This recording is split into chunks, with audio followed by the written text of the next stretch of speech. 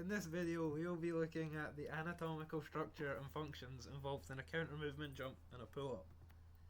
Starting off with the counter movement jump, we will be looking at everything distal from the pelvis down, including the pelvis. The jump will be broken down into three phases, those being the loading phase, the jumping phase, and the landing phase. As we can see in the video, for the loading phase, the man is nice and compact. For the jumping phase, he is extended and gets high height, and on the landing phase, he's back to being compact. Going on to the skeletal parts, the pelvis and hip is a ball and socket joint made up of the ilius, the ischium, and the pubis, which fuse together to make the pelvis, as well as the proximal end of the femur, including the femoral head. They join together to make the ball and socket joint, the acetabulum, which is the socket.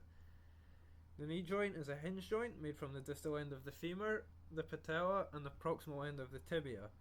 The fibula doesn't bear weight, but is an attachment point for the lateral ligament. The ankle joint is a modified hinge joint with two parts.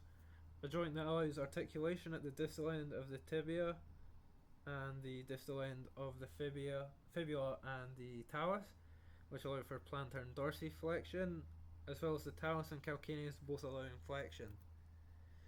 At the pelvis, there's hip flexion, which is controlled by gluteus maximus, which is the agonist performing an eccentric contraction. The antagonist is the hip flexor and the rectus femoris. You'll also have the proximal end of the bicep femoris, semitendinous, and semimembranous, which make up the hamstring muscle group. They all work eccentrically and support the gluteus maximus do its job. As fixators, we will have the gluteus medius and minimus, as well as the adductor muscle group, which consists of the adductor longus, adductor brevis, adductor magnus, carcilius, and pectineus.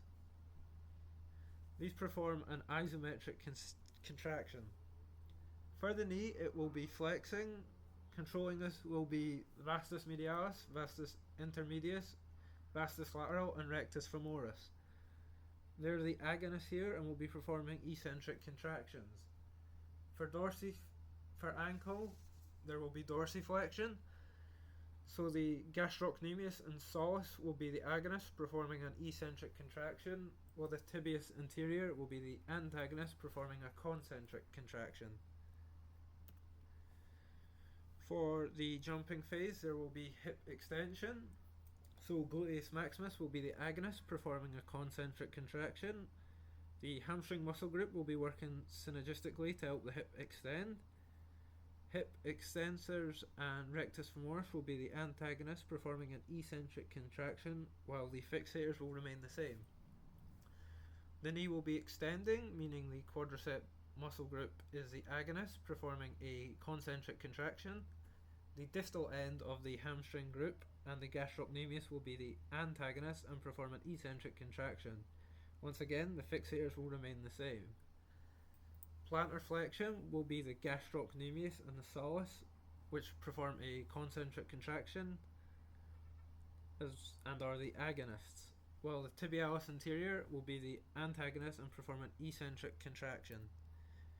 For the landing phase, this is the same as the loading phase. So there's flexion in the hips controlled by gluteus maximus, which is the agonist performing an eccentric contraction.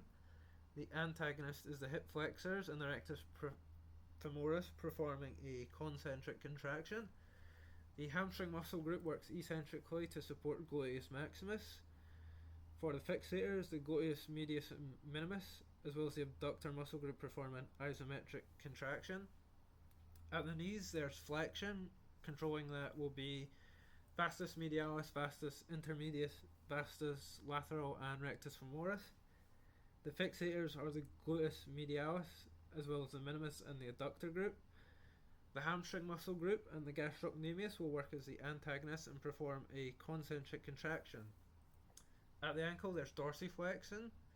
So the gastrocnemius and soleus will be the agonists performing an eccentric contraction. The tibialis anterior will be the agonist performing a concentric contraction. And that is the counter movement jump finished. Now on to the pull-up, which will be broken down into three parts, reaching for the bar from an anatomical position, the pull-up, which will see the arms being bent, and in the return. It is recommended that when doing the pull-up, the person is pronated. For the skeletal parts, at the spine, there are 7 cervical vertebrae, 12 thoracic vertebrae, and 5 lumbar vertebrae. They make up separate gliding joints, those being called facet joints. At the shoulder, there's a ball and socket joint made up from the clavicle and scapula. They create the glenoid cavity and the proximal end of the humerus, which help articulate the shoulder. At the elbow, there's a hinge joint made from the distal end of the humerus and the proximal end of the ulna. The radius and the ulna articulate distal to the elbow joint and allow for supination and pronation. The wrist is made up of the distal end of the radius and the ulna, as well as the proximal row of the carpal bones, which are a gliding joint. For the spine, it will be the same for all three phases. So this involves the multifidus erector spinae on the posterior part of the vertebrae. It also includes internal and external obliques, transverse abdominis, and in part rectus abdominis. These are all the fixators, which will be working isotonically. For phase 1, at the shoulder, there's adduction. The agonist is the rotator cuff muscles, which consists of the supraspinatus, infraspinatus, teres minor, and the subscapularis. These initiate adduction by creating a force for the deltoid, which stabilizes the humeral head against the glenoid cavity. The medial and anterior portion of the deltoid will all perform a concentric contraction to adduct, and they are the agonists.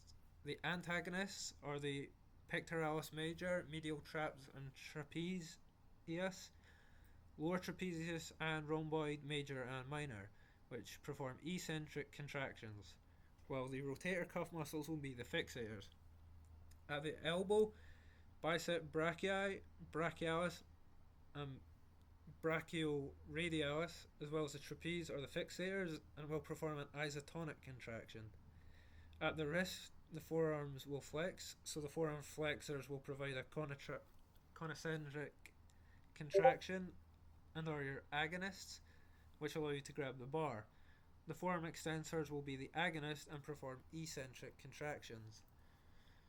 In phase 2, during the pull-up at the shoulder, adduction occurs, meaning the agonist is pectoralis major, latimus dorsi, middle and lower trapezius, as well as rhomboid major and minor, all of which do a concentric contraction.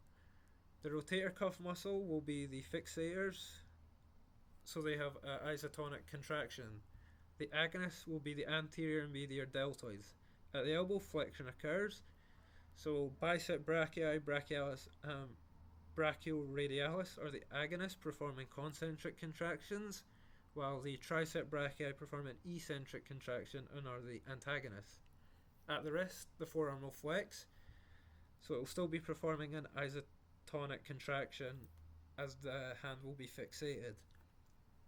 Upon the return, the shoulder, consisting of pectoralis major, latimus dorsi, medial and distal trapezius, rhombus major and minor, will all perform eccentric contractions and are the agonists, while the deltoids are the antagonists and the rotator cuff is the fixator.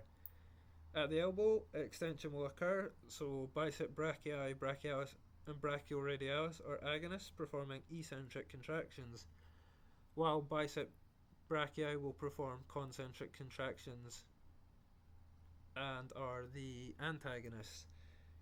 At the wrist, the forearm will flex, therefore there's still an isotonic contraction to hold onto the bar. And that has us covered the pull-up and the counter movement jump.